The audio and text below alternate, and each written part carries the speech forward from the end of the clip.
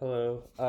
My presentation is about how poverty taxes the brain and the perpetual cycle of cognitive decline and poverty. This reading is from the week 2 reading, the optional reading, and I'm also using another podcast that talks about scarcity mindset.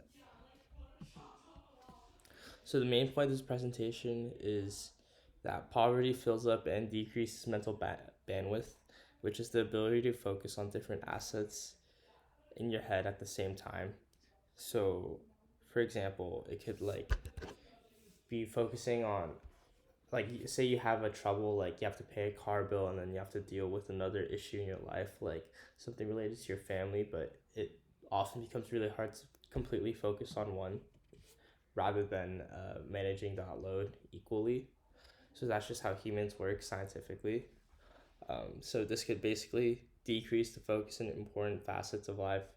For example, like long-term future investments or like parenting, like caring for your child, things that do other things that don't have to do with maintaining your income. And studies show that the poorer individuals had a more difficult time answering questions about financial issues and investments rather than wealthier individuals, and also showed lack of just cognitive ability, especially when pressured with questions related to financial situations. So yeah, here's some studies. There's a Harvard study that showed that poor people mentally burdened with financial trouble performed worse on cognitive tests. And this was found, and researchers found that there was a mental load like on these people that was like comparable to losing an entire night's sleep in a normal person, and it was akin to about a 13 IQ decrease. So yeah, um, and there's this other study from these Princeton researchers that asked a bunch of individuals in the mall how much they'd respond to spending either $150 and $1,500 on car repairs. And so they asked both rich and poor people this question, and they both had them. But before them answer before responding, they asked the question, but then before they asked for the response, they had these individuals take cognitive tests such as like IQ tests, like tests on patterns like cognitive function, pattern recognition, all those sorts, and they asked them these questions, and they found that poor people perform much worse on these tests compared to richer people, which suggests that these poor people just had a harder time maintaining the load of thinking about this like hypothetical financial situation, and this was like it took up much more just difficulty and bandwidth in their mind compared to those who were financially sound, because the poor people had to actually manage how they have to take into account how much money they have and how they can like allocate their resources. And there's this quote from this article that I based my presentation on. This research suggests that the reality of poverty actually makes it harder to execute fundamental life skills. So, in truth, it just when those in poverty just have a much harder time with performing cognitively in everyday life, which also becomes like a perpetual cycle. And there's this other reading about scarcity mindset that I think really relates to this idea of poverty impacting cognitive decline. So basically, with scarcity mindset, it becomes much harder to focus on like long-term goals or like creativity, just like being social, just a lot of important facets of life.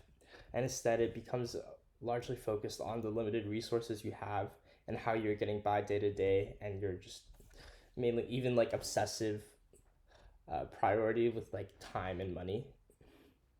So limited resources become a main priority amidst poverty, and they take precedence over like long-term goals and important tasks, and it becomes almost like a tunnel vision, and ultimately leads to worse decision making, as decisions are often short term, with especially with how they deal with getting by day to day.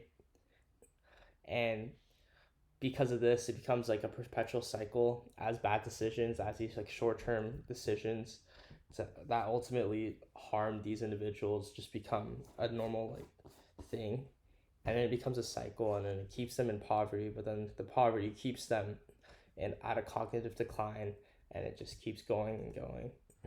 And this is just an example of like, it could be an example of not being able to accurately think about opportunity costs, about decisions in life, like how to allocate time management versus doing something else, or like putting an effort into like family instead of like putting it into work, because like one could like potentially overburden themselves with work just to like make ends meet with income and just completely ignore their family. So there's just, it's really hard for these people to find a balance if they have this scarcity mindset. And there's another example in the article which shows poverty affecting mental capacity in this in this example. So it's about these like sugarcane farmers in India, and basically they live most of their life in poverty, but during like every year they enjoy this like 60% of like their annual lump sum of the harvest after like each harvest. So for a temporary time they become much more just wealthier, they have much more money. And so but this like phase of plentiful is very short and very brief, and then the cycle just continues again, and they just continue to live in poverty for the majority of their time. And this signifies like an incompetence in managing wealth. So like these people who have lived in poverty for such a long time just never develop the skills, like cognitive skills, or just never had the cognitive bandwidth to like help actually logically think about how to manage their money and how to like spend it wisely, and how to just maintain their non-poverty mindset. And studies show that the pre-harvest levels of cognitive bandwidth mirror those like the same as those in poverty. So like just like the earlier studies that we uh, earlier discussed. There's also this personal example I forgot to mention of like in this scarcity mindset podcast article. So basically, the host talks about how she was in a rush to buy diapers for her newborn, and she ended up using the company card for her company, like her company credit card, instead of her own, which led to like a prompt firing.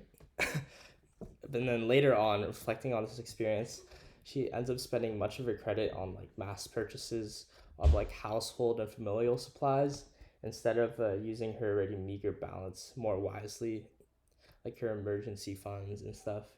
And it is just an example of like not thinking holistically, and is instead just like a more emotionally charged and short term decision, and it ultimately negatively impacts her wealth wise, thus perpetuating this like cycle I talked about once again. And finally, I just wanted to discuss like how these anti-poverty policies that like become more prevalent in current events just are just so much more important now, especially since this wealth gap is increasing between the rich and the poor. And so, and how it's like just keeping the poor. So basically, anti-poverty policies and programs would be much more helpful than ever. And not only would it free up like individuals of their financial burden, but by like doing so, it will help free up cognitive headspace to ultimately take more action against their poverty, and just better themselves in general. So not only is it helping them financially, but it's helping them mentally and cognitively. So how we like think about approaching these policies should largely change as it like affects a lot of the population's well-being and inspires more clear and fluid decision making, and ultimately a better society. And there's this interesting quote I read from the article. The interesting thing about this perspective is that it says, if I make your financial life easier, if I give you more bandwidth, what I really ought to look at is how you're doing in life. You might be doing better parenting, you might be adhering to your medication better. So it's just an example of just doing better in life. So ultimately, those with financial burden are also ailed with a lower cognitive bandwidth and overall intelligence, as shown with how poor people approach situations and issues in everyday life. With less headspace to thrive as human beings, they are instead burdened with the primary concern of just getting by, trying to survive financially in a world that's pitted against them. Yeah, so that's my presentation. Thank you.